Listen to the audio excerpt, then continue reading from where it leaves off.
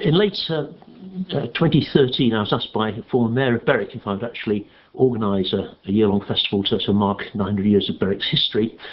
So that's how I got involved in it all and brought together a committee of volunteers to actually make it happen.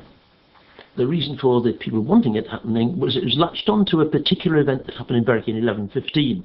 In itself, not of great international importance, but something that could be an anchor for a whole series of events that would cover the 900 years of history that followed. And of course, Berwick's history is unique. So that's what appealed to me, the fact of being able to bring together lots of different groups, community groups and organisations to celebrate all these aspects of the heritage, not just historical heritage, but cultural heritage as well.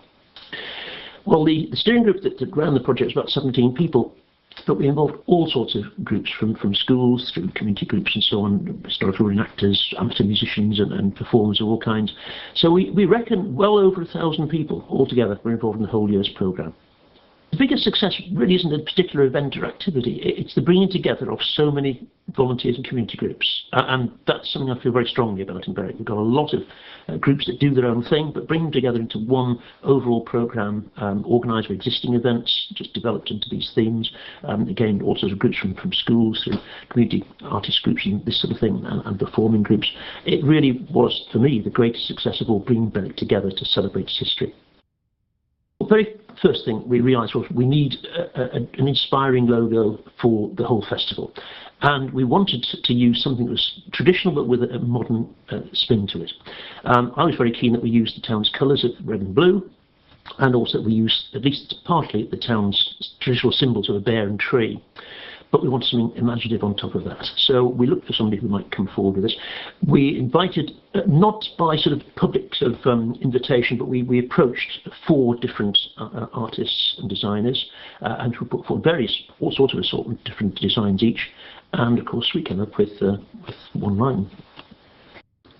Well, obviously really delighted at the help we've had from Helen and One Line, particularly the imaginative way that they put together these ideas, a really fresh approach, incorporating various different themes of the festival to go with the traditional, and right the way through. Obviously One Line's been absolutely brilliant at supporting what we've done, and particularly in helping us to promote the festival, not just locally but nationally.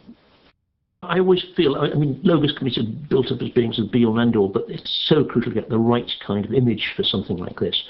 And of course, when we're approaching funders and so on, it's important to get something that immediately, strikingly can get across the message that you're talking about. You put a name on a festival, it means very little, but if you incorporate all of that into a design, and certainly that logo that did come out of the process was the way to do it. So it does help us certainly with funding applications, and we're just getting the message across beyond our immediate people in the town.